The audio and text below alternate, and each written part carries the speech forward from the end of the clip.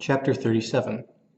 The two gentlemen left Rosings the next morning, and Mr. Collins, having been in waiting near the lodges to make them his parting obeisance, was able to bring home the pleasing intelligence of their appearing in very good health, and in as tolerable spirits as could be expected after the melancholy scene so lately gone through at Rosings.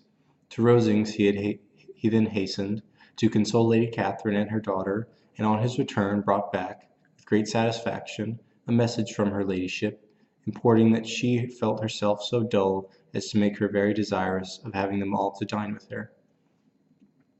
Elizabeth could not see Lady Catherine without recollecting that, had she chosen it, she might by this time have been presented to her as her future niece; nor could she think, without a smile, of what her ladyship's indignation would have been. What would she have said? How would she have behaved? Were questions with which she amused herself. Their first subject was the diminution of the Rosings party. "I assure you I feel it exceedingly," said Lady Catherine. "I believe no one feels the loss of friends as much as I do. But I am particularly attached to these young men, and know them so very much attached to me. They were excessively sorry to go, but so they always are. The dear Colonel rallied his spirits tolerably till just at last, but Darcy seemed to feel it most acutely, more, I think, than last year. His attachment to Rosings certainly increases." Mr. Collins had a compliment and an allusion to throw in there, which were kindly smiled on by mother and daughter. Lady Catherine observed, after dinner, that Miss Bennet seemed out of spirits, and immediately accounting for it by herself, by supposing that she did not like to go home again so soon, she added, "But if that is the case, you must write to your mother and beg that you may stay a little longer. Mrs. Collins will be very glad of your company, I am sure." "I am much obliged to your ladyship for your kind invitation," replied Elizabeth, "but it is not in my power to accept it. I must be in town next Saturday." "Why, at any rate you will have been here only 6 weeks. I expected you to stay 2 months. I told Mrs. Collins so before you came. There can be no occasion for your going so soon. Mrs. Bennet can certainly spare you for another fortnight." "But my father cannot. He wrote me last week to hurry my return." "Oh, your father of course may spare you, if your mother can. Daughters are never so much consequence of a father, and if you will stay another month complete, it will be in my power to take one of you as far as London, for I am going there in early June, for a week. And as Dawson does not object to the barouche box, there will be a very good room for one of you, and indeed, if the weather should happen to be cool, I should not object to taking you both, as you are neither of you large." "You are all kindness, madam, but I believe we must abide by our original plan." Lady Catherine seemed resigned. "Mrs. Collins, you must send a servant with them. You know I always speak my mind, and I cannot bear the idea of two young women travelling post by themselves. It is highly improper. You must contrive to send somebody. I have the greatest dislike in the world of that sort of thing. Young women should always be properly guarded and attended, according to their situation in life. When my niece Georgiana went to Ramsgate last summer, I made a point of having her 2 men servants go with her. Miss Darcy, the daughter of Mr. Darcy of Pemberley, and Lady Anne, could not have appeared with propriety in a different manner. I am excessively attentive to all those things. You must send John with the ladies. Mrs. Collins, I am glad it occurred to me to mention it, for it would be really discreditable to you to let them go alone." "My uncle is to send a servant for us." "Oh, your uncle! He keeps a manservant, does he?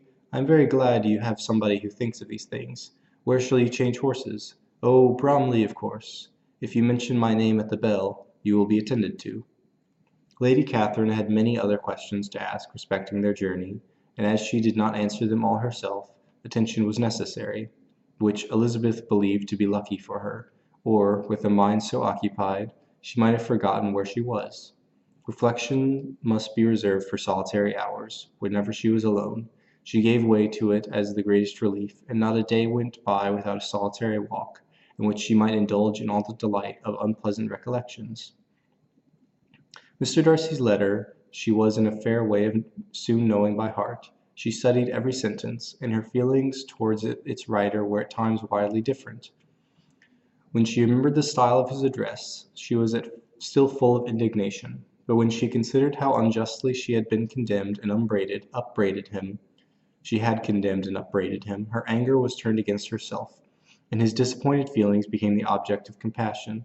His attachments excited gratitude, his general character respect, but she could not approve him, nor could she for a moment repent her refusal, or feel the slightest inclination ever to see him again.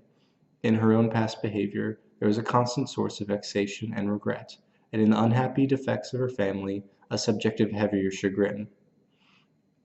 They were hopeless of remedy. Her father, contented with laughing at them, would never exert himself to restrain the wild giddiness of his youngest daughters, and her mother, with manners so far from right herself, was entirely insensible of the evil. Elizabeth had frequently united with Jane in an endeavour to check the imprudence of Catherine and Lydia, but while they were supported by their mother's indulgence, what chance could there be of improvement? Catherine, weak-spirited, irritable, and completely under Lydia's guidance, had been always affronted by their advice, and Lydia, self-willed and careless, would scarcely give them a hearing. They were ignorant, idle, and vain. While there was an officer in Meryton, they would flirt with him, and while Meryton was within a walk of Longbourn, they would be going there forever. Anxiety on Jane's behalf was another prevailing concern, and Mr. Darcy's explanation, by restoring Bingley to all her former good opinion, heightened the sense of what Jane had lost. His affection was proved to have been sincere, and his conduct cleared of all blame. Unless you could attach to the implicitness of his confidence in his friend, how grievous then was the thought that, of a situation so desirable in every respect, so replete with advantage, so promising for happiness, Jane had been deprived by the folly and indecorum of her own family. When to these recollections was added by the development of Wickham's character, it may be easily believed that the happy spirits which had seldom been depressed before were now so much affected as to make it almost impossible for her to appear tolerably cheerful. Their engagements at Rosings were as frequent during the last week of her stay as they had been at first. The very last evening was spent there, and her ladyship again inquired minutely into the particulars of their journey, gave them directions as to the best method of packing, and was so urgent on the necessity of placing gowns in the only right way, that Maria thought herself obliged, on her return, to undo all the work of the morning, and pack her trunk afresh. When they parted, Lady Catherine, with great condescension, wished them a good journey, and invited them to come to Hunsford again next year, and Miss de Bourgh exerted herself so far as to curtsy and hold out her hand to both.